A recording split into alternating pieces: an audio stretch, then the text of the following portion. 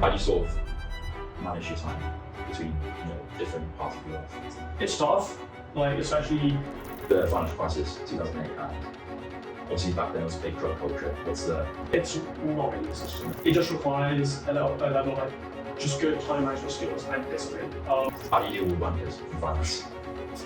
I mean, it's after a certain point like you just get used to it. Like, Have you been out much?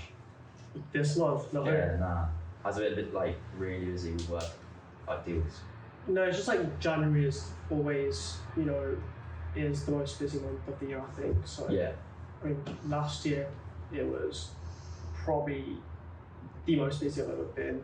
Yeah. I mean, there was like literally no sleep, work like 16, 17 hours a day, Yeah, every day, for example. that's crazy. This month was not as bad, like Yeah. January was not as bad, but it was still pretty rough compared to like what it usually is. And the reason for that is because, the Christmas and winter breaks are over, everyone's kind of like start the new year, everyone's like excited to like, get going with work, bring in some deals. So yeah, it's just one of those ones that you just have to ride the storm. Yeah. How often are you working from home compared to in the office? Well, it's now become a thing that it's 5 days in the office now. It used to be like Fridays work from home. Right. When I was in Tony, it was Wednesdays and Fridays. Yeah. But like now it's Fridays in the office. But like I think Fridays are still more flexible. Like this Friday I didn't go because I was just so tired. Yeah. Couldn't Yeah. do it. But I think I'd say about 80 to 90% of the time I'm in the office. Like the other like 10 to 20 I'm at home. Is a Thirsty Thursday like a real thing? Is that like a proper? It I've was. seen It was. It was. It's Okay. like What is this? 2023, yeah, for sure. 2023, Thirsty Thursday. What's Yes. that? Will you explain that? Because you Just go out for drinks on Thursday and It's just Thursday. No, it's Thursday drinking culture. Yeah. Yeah, smash. What are the best places to go in Canary Wharf for pints? Is there a So- big drinking culture around here? it's not anymore. Like it's just as it's like people don't kind of enjoy drinking as much. They're like more into like the fitness now. So Yeah, that's Yeah, the trend. yeah, Fitness and finance. It's like Oh massive god, these crossover run right now. clubs. They're everywhere. like, I mean, like there's still like I went out for it was my friend, one of my friends like interned with me, a really close friend of mine. He's leaving to another bank, so it's just leaving drinks on Thursday. So I mean, we spent about 2 hours, 2.5 hours just like drinking. Yeah. But it wasn't really that much, because like our tolerance is so low now compared to what it was at uni. It must be. Yeah. Like we just don't drink as much anymore. Like, It's just not. It's not sustainable. Is Yeah. it? it just impacts your work at the end of the day. Black Yeah. coffee, right? But I know people just switch from Craft. like Do you want a black coffee? black coffee, Yeah, yeah. it's black. Like they can just like get on the pints and next day I'm back on the desk. Yeah, I could do that at uni. I can't do it now. Like there's No, just no chance. You've actually got a responsibility then, isn't it? Yeah. Yeah, Uni of does course. not Like, really like. uni, Yeah. like, I think with uni it was like the work I did at uni was a lot harder. Yeah. But like I'm just working a lot more now. Mm. Yeah. So the amount of work I do in a day now is like the amount of hours I used to spend doing work at uni in a Yeah. week. So I used to work like 2 hours, maybe 3 hours a day at uni. Yeah. And then I have 1 day off as well. So there's not really much work that I was doing, but the work I was doing at uni was like extremely difficult. Yeah. The work you do in finance isn't hard. Mhm. Like it's very black and white once you've understood how to do something. Yeah. Especially like people think, oh, modeling's tough. It isn't. Like once you know how to do it, it's just the same thing but with Right. different numbers, right? Try and get more efficient. Exactly. Yeah. Yeah. So I want to go over sort of your role because you talked to me previously about the differences between different investment banks, and you said obviously it's coverage and advisory covering different divisions. So So can you go into detail on that? I think with Bulge Brackets, Yeah. you're going to be either in an industry or a product. So an industry is you cover, as I said, like an industry, a sector. So there's consumer retail, there's TMT, there's industrials, power and utilities. So you cover that sector, cover companies in that sector, and you do different things. So the most common thing is definitely M&A, and then you have your capital market stuff. So you have your IPOs, your equity placements, your DCM, leverage finance. you work with those people, and those people like ECM, DCM, FIN teams, that's your product team. So that's like the two kind of branches of investment banking, and I chose the advisory one because I wanted to be restricted just to one product. Yeah. So yeah, like with Bulge Bracket banks, you're going to do a variety of those things throughout. For example, my bank, we're very good at financings, so we work in leverage finance a lot, especially given that our relationship with sponsors is so high, and sponsor assets that need, their liabilities on their balance sheet to be refinanced, so they're not due imminently. Yeah. That's one of the things we do quite often. And again, M&A is, the main part of the business.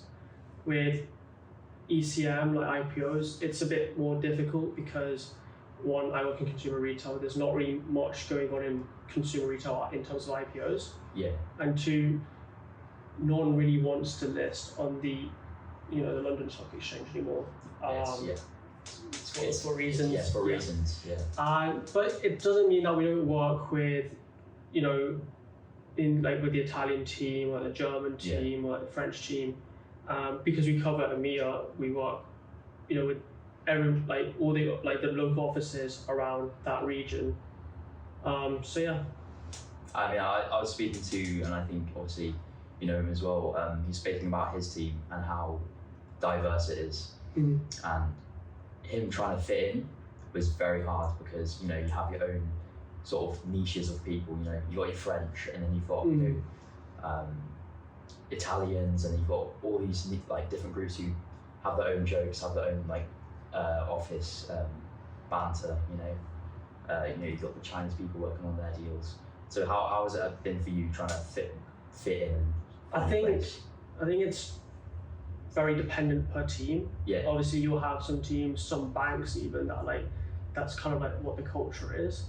But I think the most important thing is you need to be extroverted. You can't be kept to yourself in banking. It might work in the junior parts of your life, but when you go up, when you progress, when you get more client interactions, you need to be more extroverted. 100%. And kind of speaking, being sociable helps a lot within the team, and when you're working with other teams as well. Just so it's easy communication. It's a very team-based job, and you just need to get on with the people you work with. That's the most important thing. Yeah. You also mentioned the first 6 months you've done nothing, but because when you enter a team, apparently you don't really get given a project straight away, and you sort of have to find your. It's not like you don't do nothing. It's you do kind of less than you're doing now. I mean, so when I started in July, my first month and a half was training anyway. So training was just you're doing regulatory exams for the first 3 weeks, and for the next 4 weeks you're doing kind of getting into learning more about the stuff you need to do for your job. Yeah. And then that was pretty simple. That's obviously a 9 to 5, whatever. That's completely fine. But then when you actually hit the desk, yes, when you first start off, they're not going to give you the most insane work. Yeah. Just straight up as a grad, because they can't really trust you straight away. Take on something with that much take on that much responsibility. So they kind of ease you into it. Yeah. But I think the quicker they realize that you're good at what you do, they trust what you do, then they'll obviously ramp up the work. And I think the quicker you get, that's more of a good sign than a bad sign. But again, it comes with the downside where you're going to be working late nights from at a very young age. But it's just something that the job is just part of the job. Yeah, just have to accept it. You sign up to it. Yeah, exactly. And, I think from what you said, there is also but like you said, you do have to get stuck and you have to be extroverted, but then there is a level of favoritism. I remember him saying 2 lads who just got onto the grad scheme and they're just there dicking about on crypto and stuff, just shouting and being really obvious, but no one cared because everyone just loved them. I think I don't necessarily agree with that. It depends. In my team, for example, in my bank, that doesn't work. You can have fun, of course. Speak to the people, that sit next to you or something with your mates, that work in different teams. But I think the most important thing is, are you getting the job done? If you're not, that's not good, no matter how much people like you. At the junior level, obviously everyone's pretty close, like from like analyst to VP.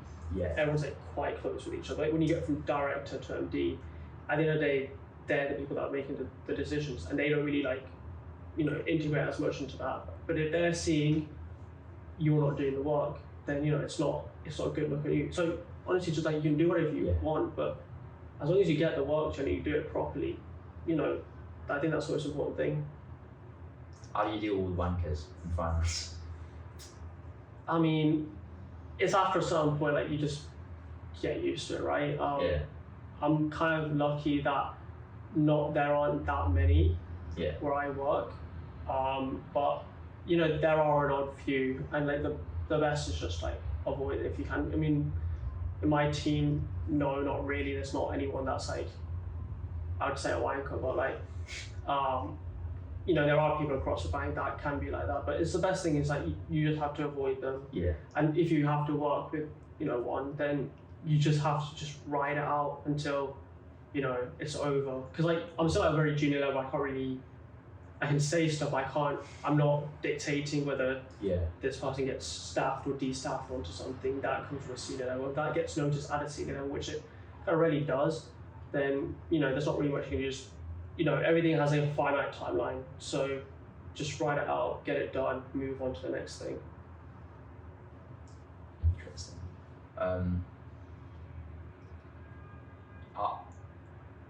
Obviously, let's bring it back to the financial crisis, 2008, and obviously back then there was a big drug culture. What's sort of the scene saying right now?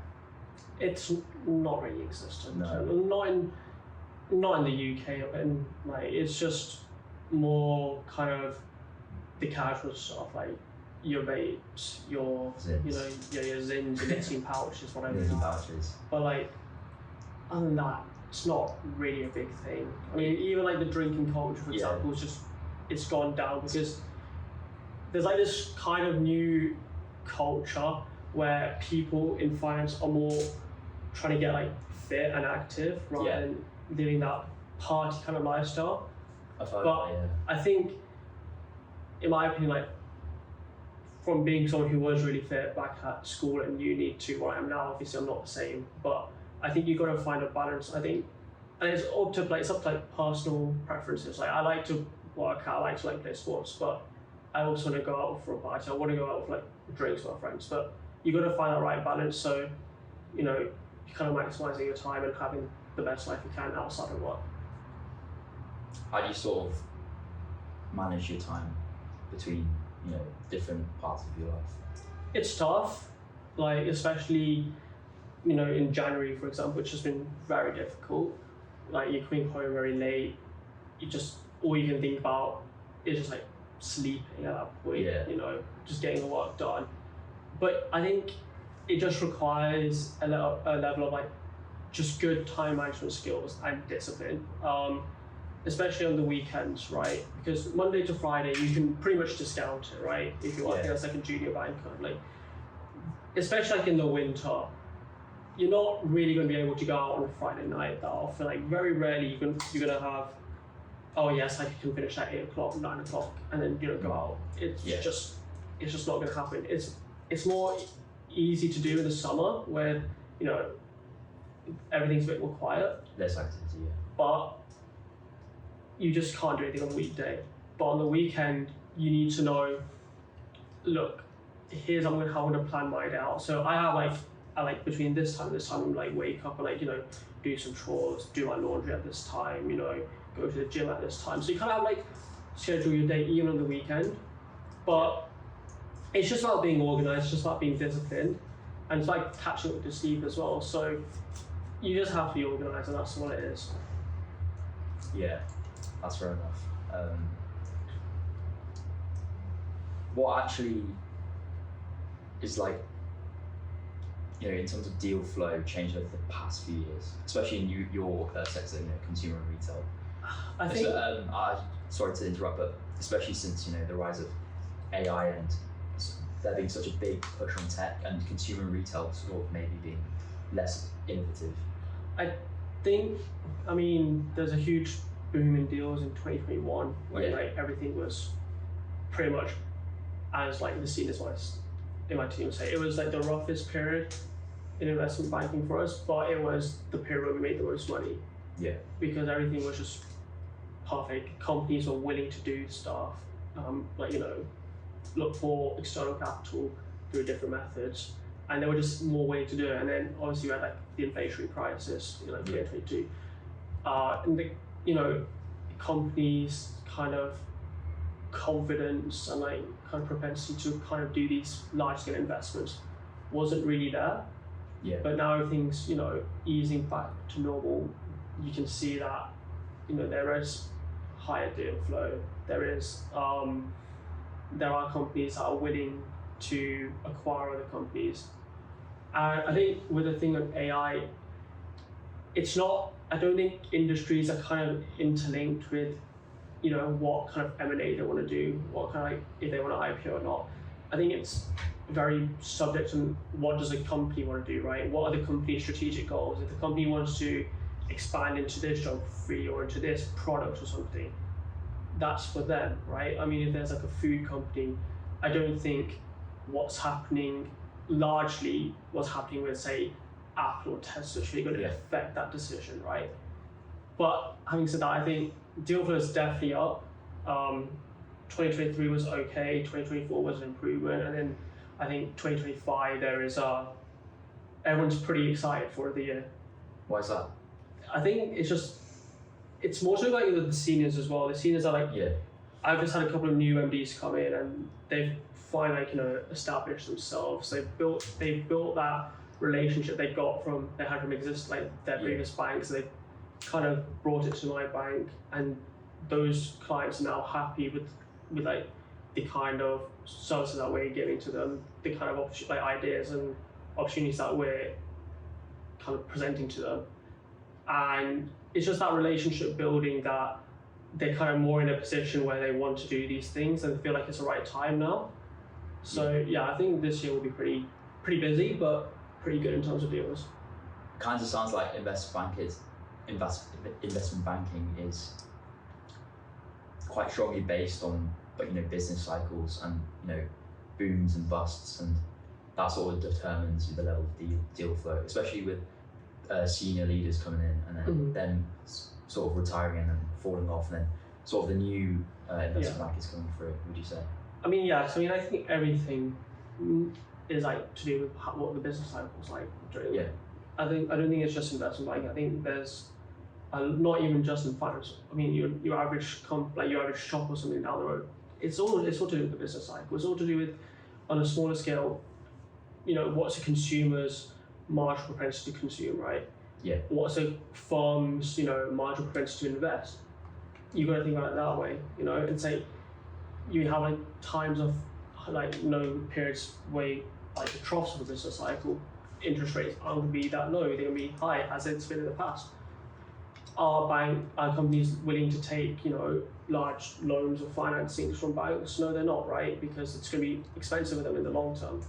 So everything has to do with the business cycle. And in terms of seniors and managing directors, for sure, I think, especially in banking, it's very relationship based. And, you know, there's a saying, you don't make a relationship with the bank, you make it with the banker, right? So that's why some MDs get paid a lot, because the bank knows if that MD leaves, a lot of the clients leave as well.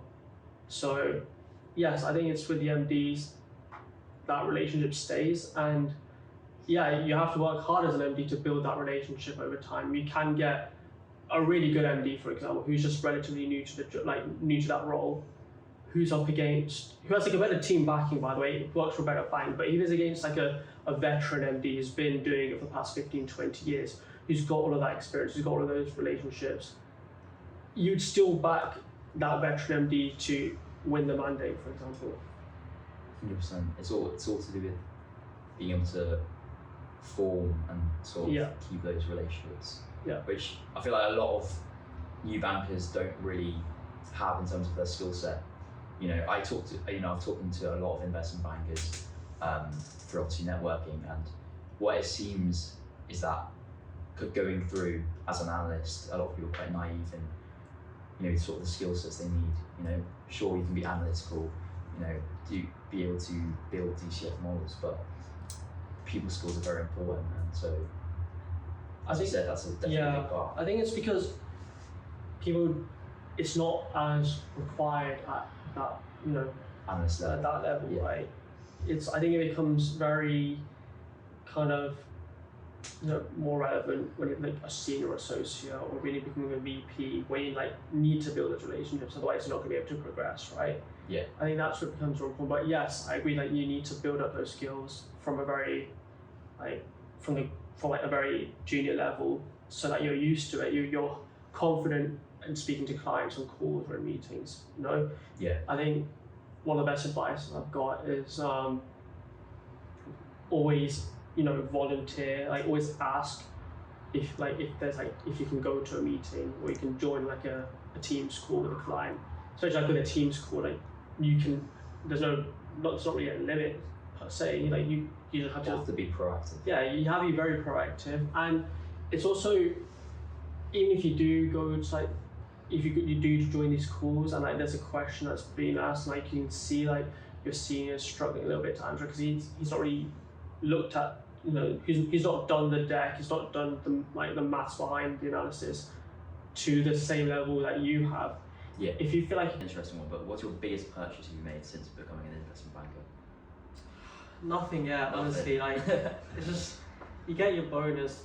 What are you thinking about first, right? You think, oh my god, the government's taxed half the world. So you're already you're already upset, right? You get told how much bonus you get. You're already disappointed with the bonus you get. London rent as well. Exactly. And then you just think, okay. For me, everyone there's like that stereotype. Oh, every first year analyst just buys like a watch or something with a bonus. Yeah. I'm not that into watches, like really, like, and especially I live in London. I'm not going to be wearing an expensive watch, right? You're looking at it more as an investment, but I mean, there's two things. You look at that. You can like invest more, or you cover off your debt. And I have student loans. I was just like, you know what? Let's just put a good chunk of it towards my student loan, towards my student debt. And yeah, that's what I've done. I think I'll probably do the same this year as well. And hopefully just get that wiped off, and then if I have anything left over, yeah, we'll see. We'll see if I want to buy anything big. But in terms of like materialistic stuff, it's not really been my thing, right? I know you looked into like, huge designer clothes or like watches or anything. Like, I'd rather spend that money on, holidays or, nice restaurants and stuff. I mean, I have been to quite a few nice restaurants that have cost a lot of money. Okay, like what restaurants you've been to? Because that's a lot of people find that interesting. A lot of Mayfair ones, which now, like, being in London for a bit, you realise the food in like Mayfair restaurants is very rarely like actually good. You're actually paying more for like the vibe and the rent and everything. Really, is it the staff to set it? Like, yeah, I mean, it's like some place. I remember I went to this place about a year ago or something called The Main in Mayfair, and I thought it was really nice. Like, there was like live music, interior was like beautiful, like had like dancers and stuff, whatever. It was really good. Like the overall experience was like incredible. The drinks were actually really good as well. But like the food was like, the food was nice, but the amount I paid for it was it really worth that much money? No, it wasn't. But I think it depends on when you go out to a restaurant, what do you want? Do you want to have good food, or do you want to have like a good vibe? And I think with Mayfair, you're paying more for the vibe, really. Yeah. Would you say lifestyle inflation is like real? Do you see it around with your colleagues? I see it with me. So I see it with me. I mean, like, I've not been to Spoons in London since I've joined. Like, that is just a fact. I haven't. Yeah. It's just 'cause like there are just better pubs to go to. But like when I go back to Birmingham, I'll go to Spoons because that just reminds me of home, right? But like say Simmons, right? Simmons bar, never going there again. Like there are just as a student, yes, I liked it. Simmons Oxford Street was great. But like now, just like no, not anymore. Because like there's just other like nicer places to go to. I suppose you don't think about it anymore, do you? Like it's just you set an allocated budget, and then that's now your new kind of lifestyle because it's within that budget, and it works better for you. Yeah, I don't think it's a bad thing necessarily. It's like as long as you like keep your like you're not spending more than you earn, right? As long as that bank account number keeps going up every month, I think it's fine, honestly. Because you are in, I still think, is the best city in the world. You can do literally anything in the city. You gotta make most of your time here. You don't want to be going to like not so nice places. You want to be going to places where you're actually gonna enjoy your time. You're gonna have like higher quality staff. And like the thing is with me, it's like I don't like going to the same place twice in London. It's about the experience. Exactly. Going out and learning different things. Exactly. Yeah. Yeah, I mean like there's just so many places to go to in London. There's like a very few like number of places where I actually will go to more than once because it was just that good. Yeah. Otherwise, like there's just so many places that you can explore really. I think social media's definitely romanticised that like heavily, because like most people think a finance broker's like 6'5" and That. built, and like it's like no, most people are fat. I'm sorry about that. Go to any investment, they're fat. Let's be honest. I don't think they're fat. I think fat is a stretch. I think especially in investment banking, I've not actually seen anyone who's actually in bad shape. Like I see everyone on my floor, and I think despite the hours you've had to work, everyone's actually looked after themselves quite well. And I think that does also have to come with like somewhat with lifestyle inflation. Like you're eating better food, right? Yeah. You have more funds to eat better food, like look after yourself a bit more with the time that you have. Yeah. Like I actually looking across my floor, I think everyone's pretty they've kept themselves pretty well for like the job they do have. I think it's just times have just changed, right? Priorities, preferences have just like evolved, like looking after yourself more than like not looking after yourself. How about yourself? What's next for Corinne in terms of progression through investment banking? What's your sort of aspirational goal? I mean, it's a tough question. Kind of happy where I am.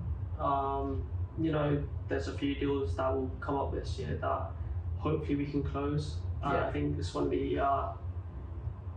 the very rewarding things about doing this job. You put all the hours in, put all the time and hard work, and when you finally see a deal, for example, you've been working so hard, like from like origination to actually being for that deal to become live and then free to complete. I think that's a pretty rewarding thing to get to.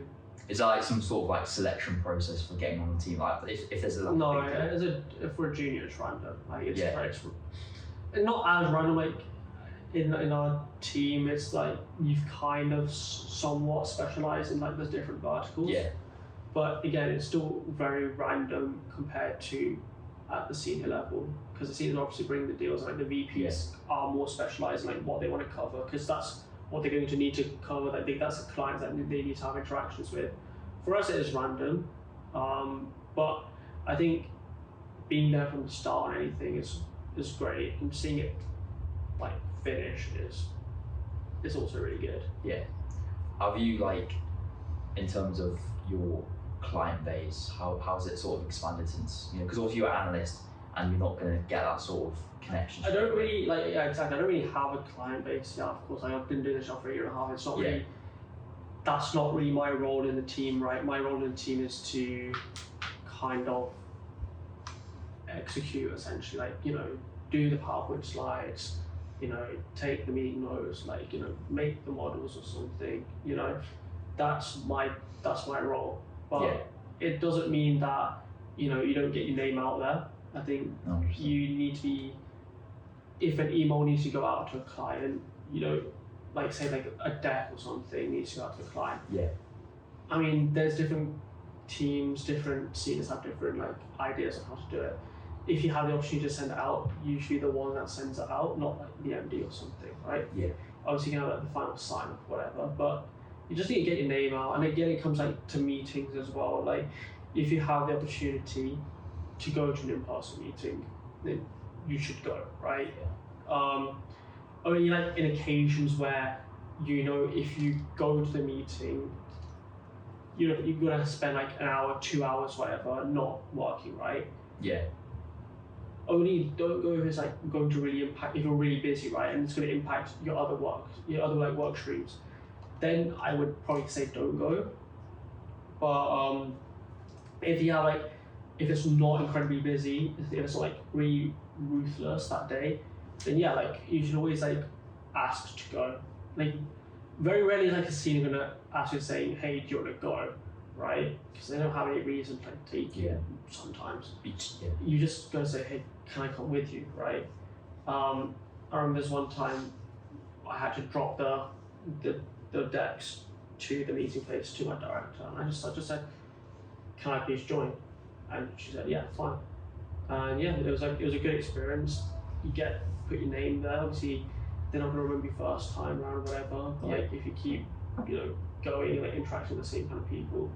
Especially like, if you look at like something like private equity, right? You're gonna a lot of your time in banking, you are dealing with like these sponsors who you can have a lot of interactions with. If you get your name right, if that is like your idea as an exit opportunity, just them even knowing your name, knowing like, hey, this guy's a really good analyst, he's really working hard, whatever.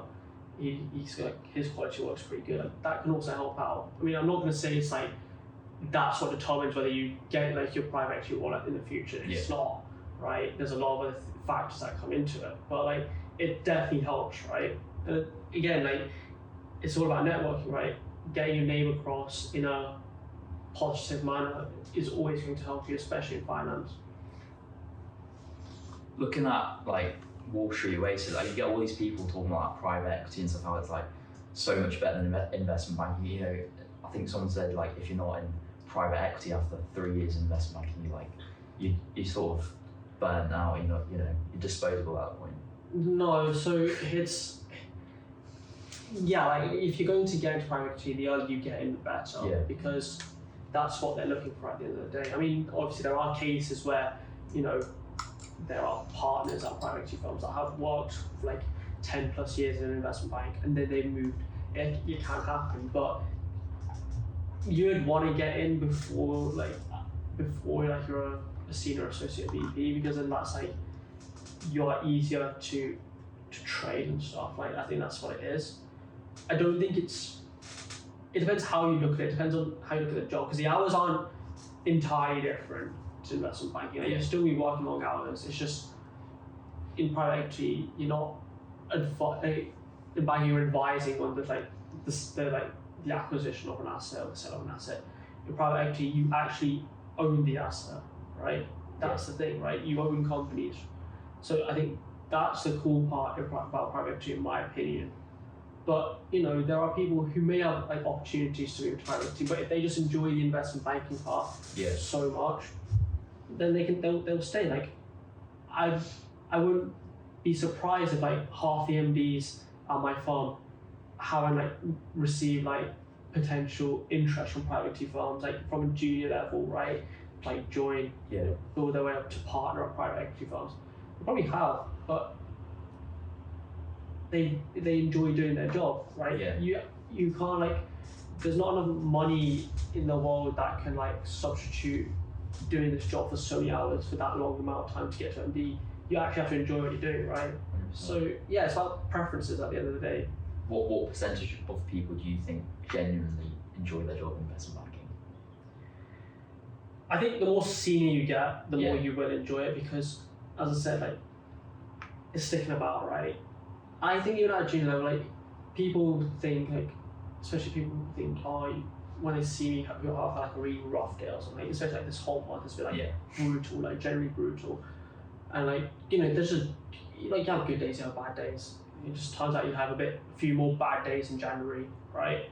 And then you think, why do you still do it? Why do you still do this? Like, because at the end of the day, I still enjoy doing my job, right? I still enjoy the work I do.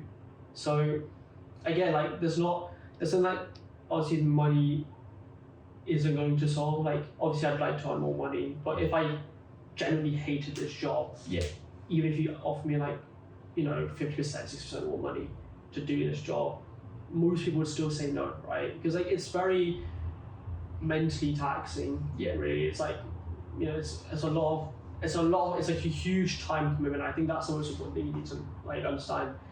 Everyone says that they want to become an investment banker, right? But do you have what it takes to become one? That's another question, right? Because you have to sacrifice a lot, right? Friendships, spending time with your family, relationships, personally. Like there's a lot of things that you can't just do, right? And it's like, do you have the skin to do it? If you don't, you don't. You'll find out very quickly if you get in and you don't enjoy doing it. You're just going to want to leave, and like no money will like satisfy that. No, 100%. Like I feel like a lot of people, well, not a lot, but there are some people who like genuinely just trade, all these valuable things in life, like relationships.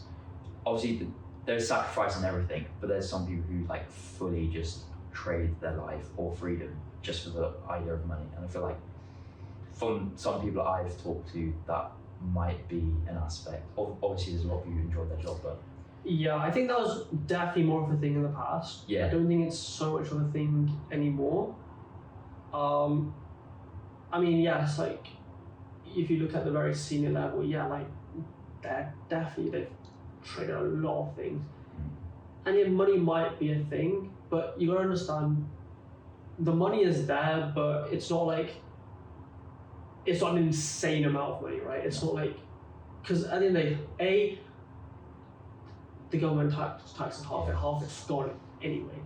But it's like the amount of hours you put in, the amount of money you get, it's like when you actually break it down, it's actually not too much. Especially like at a junior level, I'd say at a senior level maybe it is a bit better.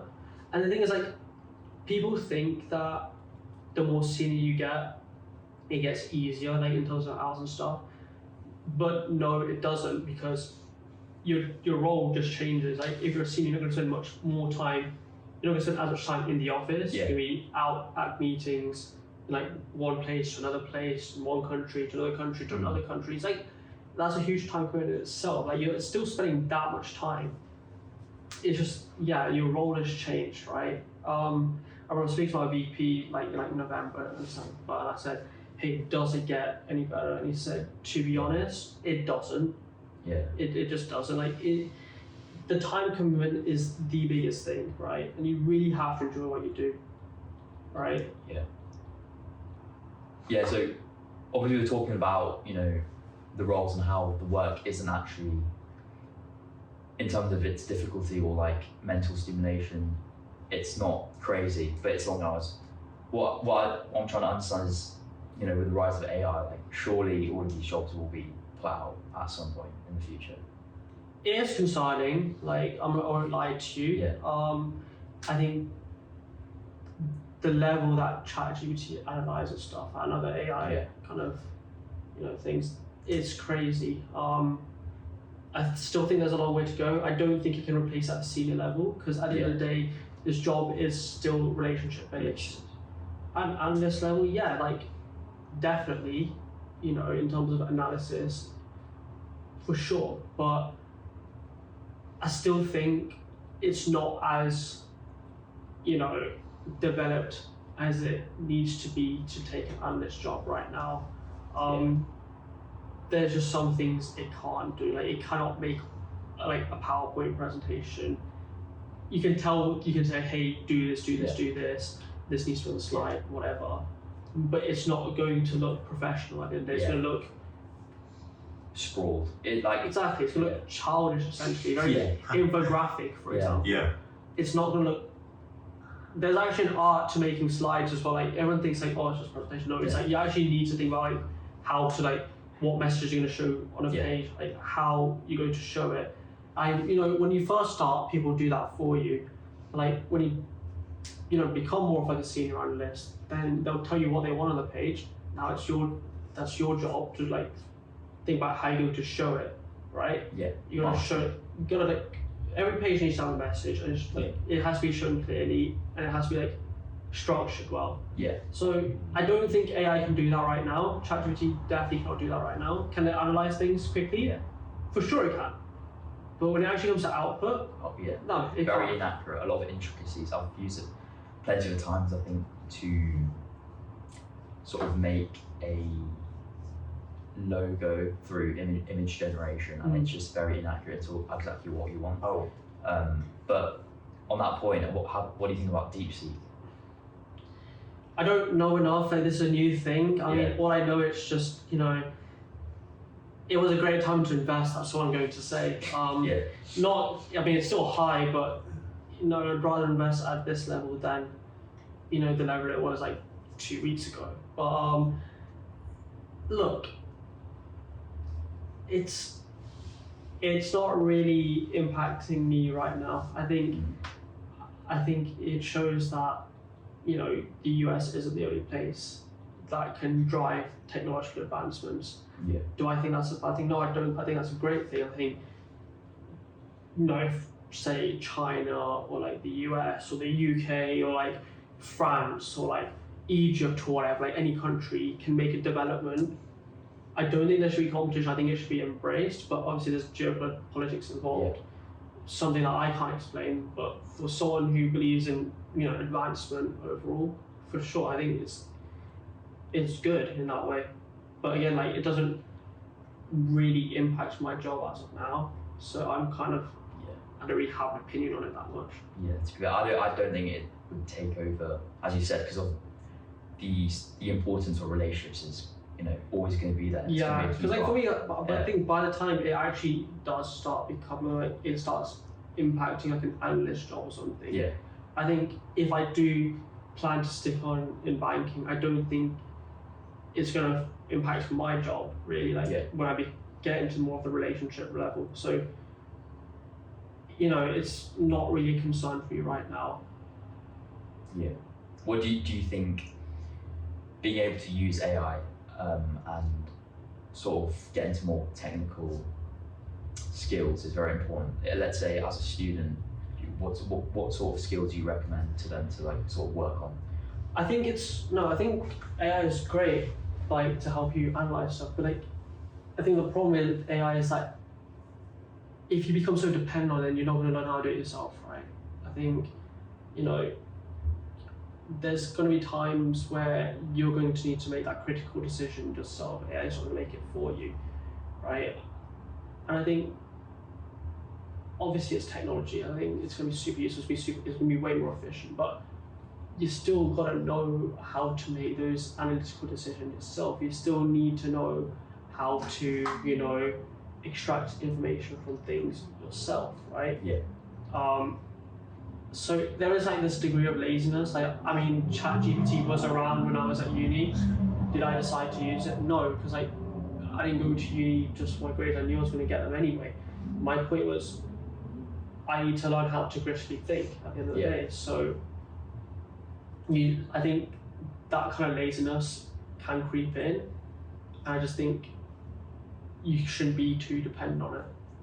Yeah, I think I don't know. In my experience for university, I think it's great, but in terms of critical thinking, I don't think it develops it enough in terms of like the education system we have.